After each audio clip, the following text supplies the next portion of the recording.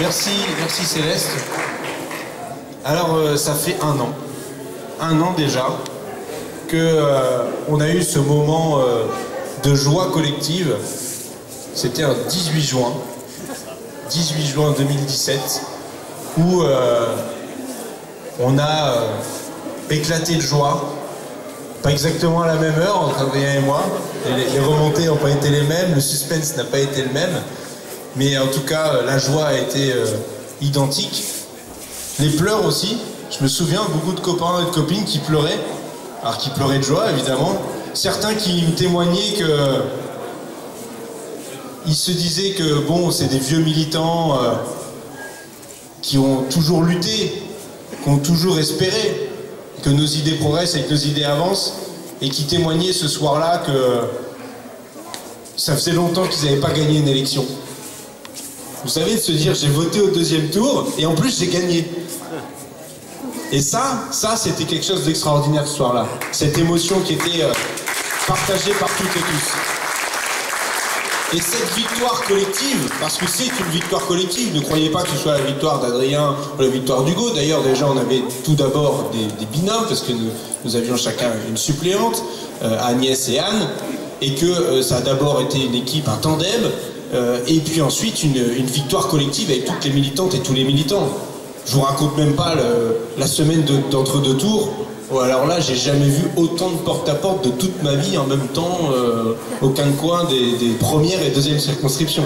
C'était d'ailleurs impressionnant d'énergie qui a été déployée à ce moment-là. Donc cette victoire, elle était collective, et donc cet anniversaire, on a souhaité le faire collectivement, tous ensemble, pour passer un agréable moment. Alors, évidemment, je vais rebrosser un peu cette année de mandat, rapidement, parce que si je voulais vous la rebrosser dans le détail sur tous les textes qui sont passés, il faudrait qu'on y passe la nuit. Ça me déplairait pas, hein, mais au moins la nuit. De toute façon, les séances de nuit, c'est un truc qu'on commence à avoir l'habitude, si vous voulez y prendre goût aussi. Et pourtant, c'était une nouvelle équipe parlementaire. 100% des députés de la France Insoumise n'avaient jamais été députés avant. Bon, il y en avait un qui avait déjà été parlementaire, mais pas député. Mais sinon, tous les autres ont débarqué, quoi, quand même, dans l'arène politique, dans l'hémicycle, à l'Assemblée nationale. Et je pense qu'on a été très vite, pour pas dire tout de suite, à la hauteur des combats politiques que nous avons menés ensemble pendant l'élection présidentielle, pendant l'élection législative, et les combats qu'on a poursuivis tout au long de cette année.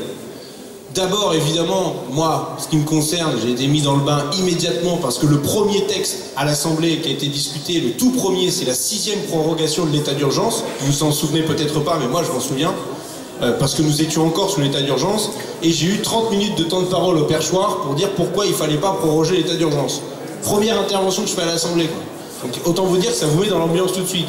On a enchaîné ensuite, c'est Adrien qui a pris ses 30 minutes de temps de parole pour la motion de rejet, sur les ordonnances travail, la continuité de la loi El Khomri, la plus grande remise en cause jamais effectuée du Code du travail, sur tout ce qui a été accumulé comme progrès social depuis 100 ans. Voilà un peu le moment dans lequel on débarque à l'Assemblée, et je pense que nous avons été à la hauteur des combats que nous avons menés collectivement. L'état d'urgence, les ordonnances travail, et puis après, il y a eu quelques lois où on a commencé à sentir l'arnaque. De toute façon, ça sentait l'arnaque, ce quinquennat, cette mandature d'Emmanuel Macron, pardon, de Jupiter, pardon, du président des riches. Excusez-moi, je vais essayer de me reprendre à plusieurs reprises pour correspondre à la réalité. Parce qu'ils nous ont fait une loi sur la confiance dans la vie politique. Vous vous souvenez de ce truc-là? Ça s'appelait moralisation de la vie publique au début. Hein, parce qu'il y avait eu des affaires. Si je vous parle de Pénélope, ça vous parle? Pénélope, ça dit quelque chose? Donc comme il y avait une campagne présidentielle un peu pourrie de ce point de vue-là, ils se sont dit il faut vraiment qu'on fasse une loi de circonstance pour dire que tout ça c'est terminé. Et alors, je vous donne juste cet exemple-là, ils ont dit on va interdire les emplois familiaux. Parce que bon, embaucher Pénélope, ça ne le fait pas. Donc, je ne peux pas embaucher mon père, je ne peux pas embaucher ma mère, je ne peux pas embaucher mon grand-père, ma grand-mère, mon fils, ma fille... Ah, mais je peux embaucher mes frères et mes sœurs. Wow, wow, c'est que le bonheur. Hein. Et oui, dans la loi aujourd'hui, je peux embaucher mes frères et mes sœurs. Bon, en l'occurrence, j'ai que des frères, donc je ne peux pas embaucher mes sœurs. Mais c'est vous dire le niveau d'arnaque. Quand on vous a dit qu'on avait interdit les emplois familiaux, tout ça est faux, et ce ne sont que des mensonges. Alors on a enchaîné de mensonges comme ça, où on vous a dit, par exemple, sur le projet de loi de finances 2017, le projet de loi de financement de la sécurité sociale, qu'on a voté en 2017 pour l'année 2018, c'est vraiment le moment où c'était le président des riches. Et pourtant, ils vous ont repeint tous les budgets de tous les ministères qui étaient en hausse. Hein, ça a toujours été des budgets exceptionnels, des hausses jamais vues, les services publics qui sont maintenus, etc. En réalité, tout ça n'était que des foutaises, puisque ça a été le président des riches qui a montré tout son visage. Je vous rappelle, 3,5 milliards de suppression de l'ISF, l'impôt de solidarité sur la fortune, 1,5 milliard pour la flat tax. Hein, vous savez, cet impôt uniformisé sur les placements. Ça a été également le CICE qui a été intégré en baisse de charges, en baisse de cotisation définitive pour les entreprises, 15 milliards. Et les milliards pleuvent comme ça pour ce projet de loi de finances. Financement de la sécurité sociale, 4 milliards en moins quand même. 4 milliards en moins, en disant le plus gros effort jamais fait par la sécurité sociale. C'est pas comme si c'était déjà suffisamment compliqué pour les soignantes et les soignants pour juste faire leur boulot. Parce que ces gens-là, en plus, ils ne demandent même pas d'augmentation de salaire. Ils ne demandent même pas monts et merveilles. Ils demandent juste à pouvoir faire leur travail. Et c'est dans ce cadre-là qu'on a mené la bataille. Avec des documents qui ont été édités qui sont exceptionnels. Je vous invite à aller regarder régulièrement le contre-budget qui a été édité à l'époque, qui donne vraiment à voir ce qu'un gouvernement de la France Insoumise ferait. Parce qu'on sait faire différemment. Sur tous les thèmes, on sait faire différemment. Sur les prisons, il y a eu un gros mouvement social. On saurait faire différemment. Déjà, il faudrait construire moins de prisons, moins de places de prison. Toute l'Europe construit moins de places de prison. Vous ne le saviez sans doute pas. Mais il y a une diminution pour 2017 de 7% des places de prison en Europe. On va être le seul pays à continuer à en construire. Et pourquoi? C'est idiot. La prison est le premier facteur de récidive de la délinquance. Premier facteur de récidive. Donc soit vous voulez plus de délinquants, donc il faut plus de prison, soit vous voulez moins de délinquants et donc il faut plus de prison. Je dis pas qu'il faut pas de peine, mais pas des peines de prison parce que c'est pas ça qui fonctionne. Sur ces débats-là aussi, on était extrêmement présents. J'allais dire prison. Ça y est, ma langue a fourché. D'ailleurs, on va bientôt y aller ensemble en prison pour visiter. Hein, je ne crois pas qu'il y ait des affaires en cours quelque part. Bon. Asile et immigration. Ça aussi, ça a été une grande bataille qu'on a menée pour espérer faire passer un message que de dire que oui, nous sommes en capacité d'accueillir dans ce pays. Oui, nous sommes un grand pays. Et non, c'est pas vrai qu'il y a une submersion de je sais pas quoi. C'est pas vrai que le sinistre de l'intérieur a raison. Ce type est un menteur. Et oui, c'est vrai qu'il n'y a pas besoin de faire du benchmark pour arriver en France. Les gens qui arrivent en France, pourquoi ils arrivent en France? Ils sont passés par l'Italie, par la Grèce, par la Libye, c'est déjà un parcours du combattant suffisamment compliqué. C'est parce qu'il y a de la misère dans leur pays. C'est ça, les causes des départs. C'est à ça qu'il faut s'attaquer prioritairement. Et après, une fois que les gens qui sont là, il faut les accueillir. Point. Point. Là aussi, on a édité un beau document, une contre-proposition sur l'immigration et l'asile qui est sur le site de la France Insoumise et que je vous invite à aller voir. Finalement, le fil conducteur, ça a été tout le long ce bouquin-là, l'avenir en commun et les livrets thématiques qui ont été faits. Parce que, en réalité, tous les amendements, si vous regardez ce qu'on propose, sont des déclinaisons de l'avenir en commun et des livrets thématiques. Nous n'avons pas été juste la première force d'opposition comme on voit dans les sondages, mais la première force de proposition sur chaque thème. Quand vous regardez les amendements que nous avons proposés avec le groupe de la France Insoumise, vous voyez se dessiner un contre-projet, systématiquement. Et c'est ça la grande force. On l'a fait sur Parcoursup. La bataille va continuer puisque c'est en ce moment que la sélection se fait. D'ailleurs, c'est la loi sur l'orientation et la réussite des étudiants. Vous sentez l'embrouille, hein? Ces gens-là sont les rois de l'embrouille, parce que si vous êtes contre la loi, du coup vous êtes contre la réussite des étudiants. Et à chaque fois c'est pareil, à chaque fois c'est pareil. Bien sûr que non, nous ce qu'on veut c'est que pour les étudiants réussissent, qu'il y ait suffisamment de place à l'université. Des choses qui tombent un peu sous le sens, mais des messages qui ne passent pas au sein de la majorité. Pourtant, la grande représentante de la société civile, hein, c'est l'émanation, vous avez dit, c'est les vrais gens qui sont arrivés à l'Assemblée nationale. En fait non, ce sont les startups qui sont arrivés à l'Assemblée nationale. Et nous, on se charge de disrupter tout ça, pour reprendre leur terme, c'est un peu l'objectif. La pêche électrique, on a mené des combats aussi là-dessus, qui était une victoire européenne, mais avec le soutien de notre positionnement à l'Assemblée nationale. Sur l'agriculture, vous avez vu la bataille qu'on a menée à la fois pour qu'il y ait des prix planchers pour les agriculteurs, des prix rémunérateurs, mais aussi sur le glyphosate.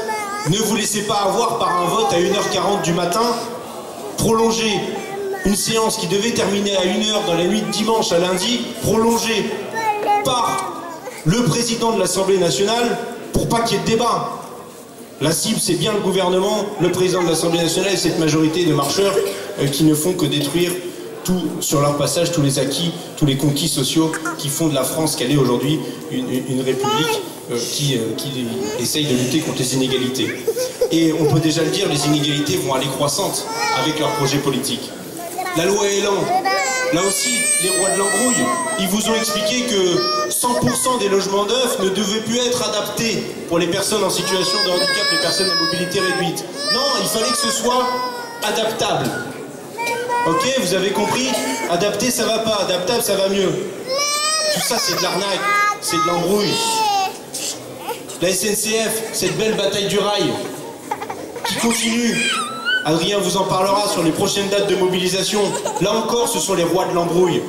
On vous explique qu'on va pas privatiser, mais qu'on va ouvrir à la concurrence. C'est la même chose. Et surtout, on va tout détricoter des monopoles publics, des services publics qui sont naturels. Parce qu'il n'y a qu'un seul réseau, il n'y aura pas deux trains à la même heure. Il n'y aura jamais deux trains à la même heure sur la même rail. C'est pas vrai. Alors, au-delà de cette force d'opposition, on a été aussi une force de proposition parce que il y a encore un peu d'initiative parlementaire dans ce pays, et je vais conclure par là avant de laisser la parole à Adrien.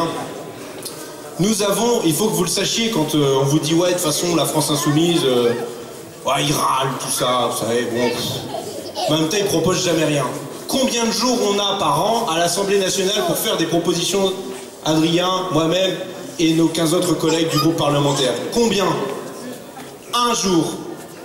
Un jour on a par an pour faire des propositions de loi dans ce pays. Voilà les droits qu'on donne à l'opposition dans ce pays. Alors oui, nous l'avons utilisé. Oui, cette journée, nous l'avons utilisé. On a fait une proposition de loi pour demander un référendum sur le CETA, sur le traité de libre-échange entre le Canada et les États-Unis, sur l'expérimentation du récépissé pour le contrôle d'identité dans les villes qui auraient été volontaires, pour lutter contre le contrôle aux faciès, la reconnaissance des conséquences du burn-out comme maladie professionnelle, le droit de mourir dans la dignité avec la possibilité d'avoir le suicide assisté, de mettre dans la Constitution le droit à l'eau. Mais tous ces gens-là de la République En Marche sont des gros sectaires en réalité, puisque même sur la fin de vie, au moment où on a proposé ça, une semaine et demie après, 150 parlementaires de la République En Marche signaient une pétition dans Le Monde, enfin une tribune dans Le Monde pour dire qu'il fallait faire une loi sur la fin de vie. Voilà le niveau de cynisme dans lequel on se trouve au sein de la République En Marche. Mais mon message, c'est pas de vous filer la sinistrose et de dire tout est pas beau. C'est vrai, tout est pas beau dans ce que fait Macron, ça c'est vrai. Mais nous, on est là pour s'y opposer, pour représenter nos luttes, nos combats, et c'est ça notre fierté. Et je passe le message à Adrien qui vous tracera les perspectives.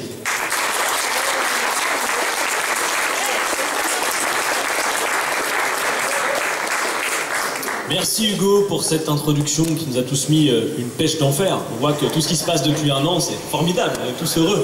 On va fêter d'ailleurs un an de Macronie aussi ce soir. C'est ça qu'il faut dire. Moi d'abord, je veux commencer mon intervention par vous remercier, vous, Hugo l'a dit. Cet anniversaire, c'est le vôtre d'abord. Je m'adresse aux militants. Je sais qu'il n'y a pas que des militants dans la salle, mais quand même, il y en a, et je voudrais qu'on les applaudisse. Je voudrais qu'on les applaudisse aussi parce que c'est une nouvelle fois, eux, qui se sont mis à la tâche pendant plusieurs jours pour que l'événement de ce soir puisse avoir lieu. C'est eux qui sont allés jusqu'à vous concocter les petits sandwichs qu'on a vu se préparer tout à l'heure. Je veux remercier notamment Claire et Mathieu qui permettent ce soir d'avoir une bouffe de qualité, pour le coup, puisque Hugo parlait de la loi Egalim. Vous avez des sandwichs bio ce soir, merci à eux. Je veux remercier toutes celles et ceux qui ont participé depuis un an à l'activité de ce mouvement, parce que s'il y a une ambiance de campagne permanente, c'est aussi grâce à vous. Campagne permanente, pourquoi? Hugo l'a dit, l'élection présidentielle n'a profondément rien réglé des grands défis. Le programme L'Avenir en commun qu'Hugo a présenté, c'était notamment l'urgence démocratique, l'urgence sociale, l'urgence écologique. Ces urgences, elles sont toujours là. Elles sont toujours là et c'est la raison pour laquelle il y a dans ce pays une ambiance de campagne présidentielle permanente. Partout où je vais, j'ai l'impression qu'on va voter dans une semaine ou 15 jours. Parce que rien n'est réglé. Parce que la colère qui existait il y a un an est toujours bien là, sans doute même encore plus consciente et plus ancrée qu'elle ne l'était. Alors merci à tous de continuer ce combat. Ensuite, Je veux remercier aussi celles et ceux qui ont permis la petite prouesse technique de ce soir. Un merci tout particulier à mon ami Franck Van de Castel, qui est quelque part dans la salle. Je ne sais pas où il est, mais on va le remercier quand même. Il sera dans un instant sur scène. C'est lui qui a permis de faire en sorte notamment que la suite des événements soit festive ce soir. Il faut le remercier lui, remercier les techniciens, remercier le groupe Lénine Renault qui nous fait l'honneur d'être là ce soir.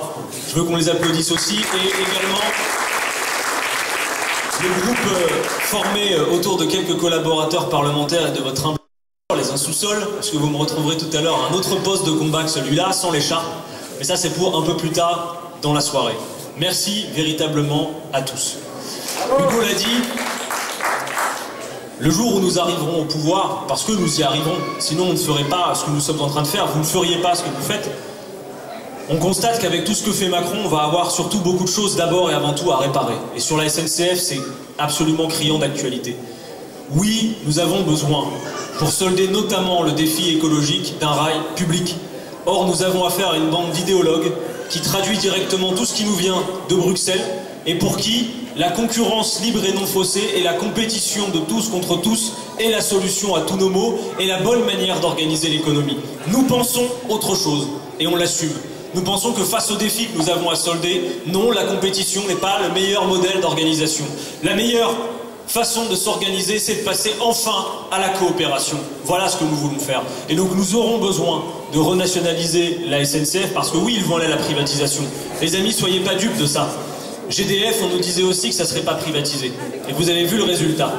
Le jour où nous avons voté contre le pacte ferroviaire, on annonçait encore une nouvelle cession dans le capital d'Engie qui était avant GDF. Ces gens-là ont une mission. Emmanuel Macron a une mission. Et sa mission est claire.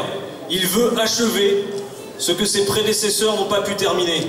C'est-à-dire un projet libéral poussé à un paroxysme tel que c'est le visage de notre pays qui va être modifié. Non, la France n'a pas voté pour avoir le leader of the free market. La France est une république sociale. Nous y tenons, et nous y tenons plus que tout, et nous voulons la restaurer. Le moment venu, c'est ce que nous ferons.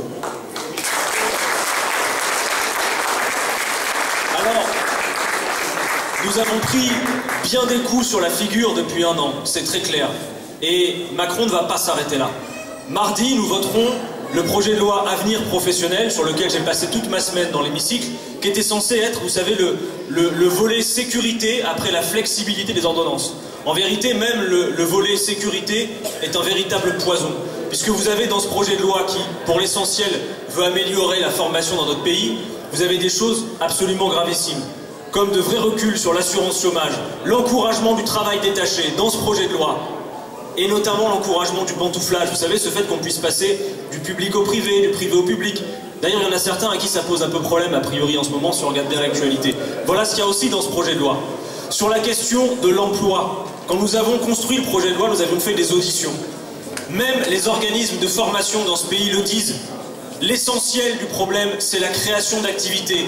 Ne vous laissez pas berner par celles et ceux qui vous disent que le problème, ce serait le chômage volontaire. Quelle est la réalité des chiffres ? En fin d'année, Pôle emploi nous dit qu'il y a 190 000 emplois non pourvus. Ça fait un emploi pour 44 chômeurs, les amis. Voilà la réalité. Et si vous retirez les emplois qui ont été retirés des offres de Pôle emploi, soit parce que l'employeur a renoncé à l'embauche, soit qu'il n'ait pas trouvé de candidat adéquat, c'est un emploi pour 300 chômeurs. Autrement dit, et parce qu'on sait aussi qu'à cette heure, l'emploi qu'il développe, c'est de l'emploi précaire. 70% des contrats sont des contrats courts. Donc il y a peut-être l'habileté statistique de dire vous êtes en formation, donc vous n'apparaissez plus dans les statistiques du chômage. Mais la réalité est la même. Les gens sont dans des emplois courts ou au chômage. Et nous disons haut et fort que ce que nous devrons faire, c'est relancer l'activité, relancer l'économie. Pas n'importe comment, nous l'avons dit. Une activité qui serait socialement utile, qui interroge nos besoins. De quoi avons-nous besoin? Quel est le sens de ce que nous faisons? On se lève le matin pour travailler, mais pourquoi faire? La compétition acharnée, ou alors on essaye de solder ensemble, collectivement, des objectifs. Voilà toute la différence avec ce que veut faire M. Macron. Alors, pour ce faire, voyez, hier, je débattais sur Europe 1 avec l'un des prétendants à la direction du MEDEF, et j'avais en face de moi un patron que j'ai voulu croire honnête, et je lui disais, mais vous ne pouvez pas, vous, en tant que potentiel représentant des patrons, valider le fait qu'on ait de telles rémunérations. C'est pas possible. Quand je dis les patrons, qu'on soit clair, hein, je ne confonds pas les patrons et les entreprises, il y a bien deux choses différentes. Il y a les très grosses entreprises, celles du CAC 40, et il y a bien évidemment les patrons de PME, les entrepreneurs qui eux sont des courageux et qui n'ont rien à voir avec tout ça. Mais il y a une réalité, c'est qu'on nous parle du coût du travail, mais dans ce pays, ce qui s'accroît de jour en jour, c'est le coût exorbitant du capital. Et ça se fait au détriment des salaires, ça se fait au détriment de l'investissement. Notez que si on avait laissé les dividendes qui ont explosé, vous l'avez vu, parce que comme je sais que vous regardez peut-être la Coupe du Monde, sachez-le, nous sommes déjà champions. Nous sommes champions du monde. Nous sommes les champions du monde des dividendes versés aux actionnaires. C'est selon le magazine Bloomberg, en France, que les milliardaires s'enrichissent le plus. Nous sommes les champions, bravo la France. Mais dans le même temps, c'est l'investissement qui recule. Depuis 2009, les amis, il y a, dans les bénéfices, on est passé de 42 milliards à 22 milliards reversés dans l'appareil productif. Le reste va dans la spéculation et dans la finance. Si on avait laissé au niveau de 2009 les dividendes, qui était déjà un niveau assez important, on n'avait pas encore été au-delà, alors depuis 2009, on aurait pu augmenter chaque salarié de ce pays de 2000 € par an. Ça vous donne une idée des proportions. En moyenne, les patrons du CAC 40 dans ce pays gagnent 257 fois le SMIC. Nous nous disons que il est normal qu'un patron gagne plus qu'un salarié, ce n'est pas la question. Mais est-ce qu'on peut construire une société harmonieuse? Est-ce qu'on peut relancer une activité correctement, avec un niveau d'investissement qui baisse, avec des salaires comprimés? Nous sommes pour le partage des richesses, et nous voudrions faire en sorte que l'écart des salaires soit de 1 à 20 dans ce pays, par exemple. Ça ne veut pas dire qu'on va confisquer quoi que ce soit. S'ils veulent se rémunérer au niveau auquel ils se rémunèrent, très bien, ils gardent leur rémunération, mais du coup tous les autres augmentent. Et ça relancera le pouvoir d'achat qui est en berne, ça relancera l'activité. Bref, vous l'aurez compris, des choses intelligentes à faire. Des choses qui feraient qu'on se lève le matin en se disant on sait pourquoi on le fait. Ça a du sens. Nous saurions le faire. Et nous le ferons.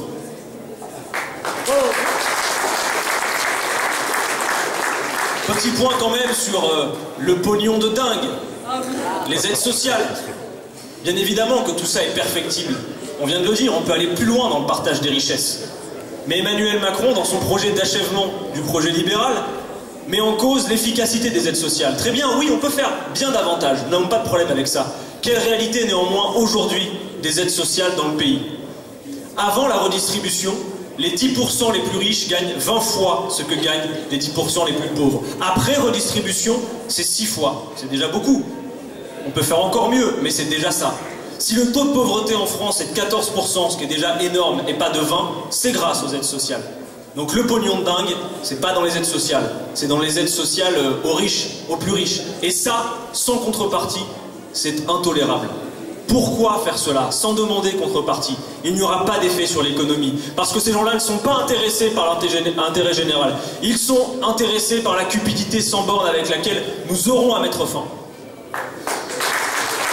Alors, parmi les échéances qui nous attendent, vous le savez, en 2019, il y aura une grosse bataille. Emmanuel Macron nous annonce déjà vouloir s'attaquer aux retraites, avec un discours bien rodé sur le fait qu'une retraite à points permettrait plus de justice entre tout le monde, parce qu'il veut être contre la société des statuts qui, nous le savons, sont souvent justifiés.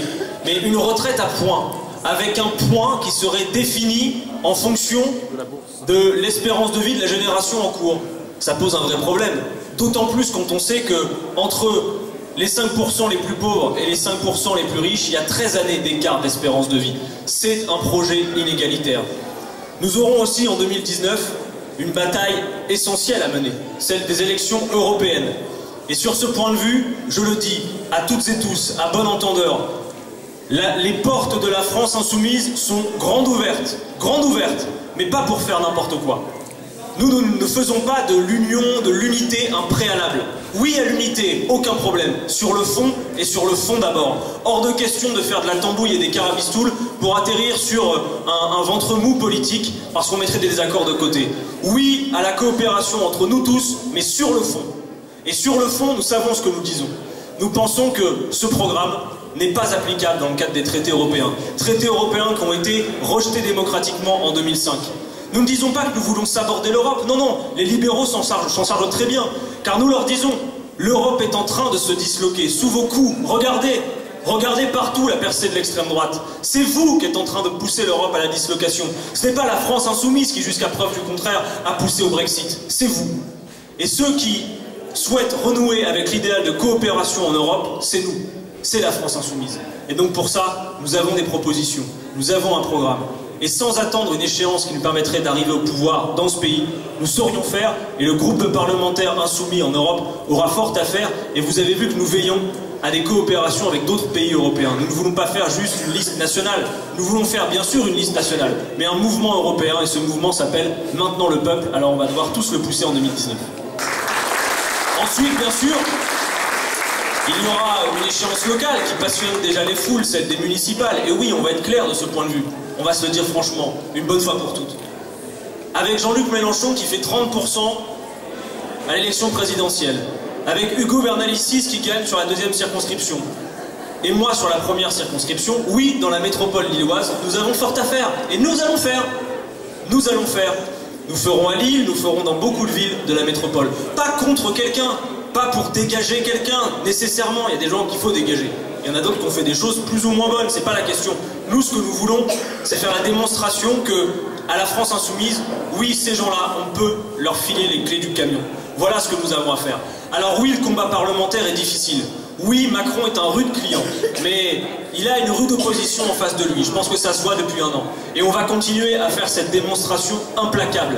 Qu'à chaque fois que nous mettons un bâton de dynamite dans ce que fait ce gouvernement, nous avons des propositions à faire. Nous nous efforçons chaque jour d'agir et de donner à voir ce que nous ferions si nous étions aux manettes. C'est ça le cap à franchir pour la prochaine échéance nationale, les amis. Parce que vous le savez comme moi, il s'en est fallu de peu en 2017. 2022, ça sera la bonne si on arrive à franchir ce cap-là. Et je constate de ce point de vue que de plus en plus de gens, y compris celles et ceux qui n'avaient pas fait le choix de voter pour la France insoumise, que ce soit à la présidentielle ou aux législatives, disent « on regarde votre travail, on est admiratif, qu'on soit d'accord ou pas, vous êtes des gens sérieux, vous êtes des gens crédibles, vous travaillez, et on découvre les sujets sur lesquels vous avancez. » Oui, il y a une alternative humaniste et écologiste dans ce pays à l'ultralibéralisme et au chacun pour soi que veut imposer Emmanuel Macron, c'est la France insoumise. J'en termine pour vous dire que rien de tout ça ne se fait sans les militants, sans ce mouvement qui continue son activité de manière incroyable. Et ce soir, c'est aussi ça que nous allons fêter. J'espère que vous êtes en forme, que vous avez réservé les quelques heures qu'il y a devant nous, parce qu'on a un beau programme, il y a de belles surprises, et on a besoin que vous mettiez le feu ce soir, parce que même si c'est dur, il faut qu'on puisse collectivement, là ensemble, se donner de l'énergie et la puiser. On va passer une belle soirée, je compte sur vous. Bravo.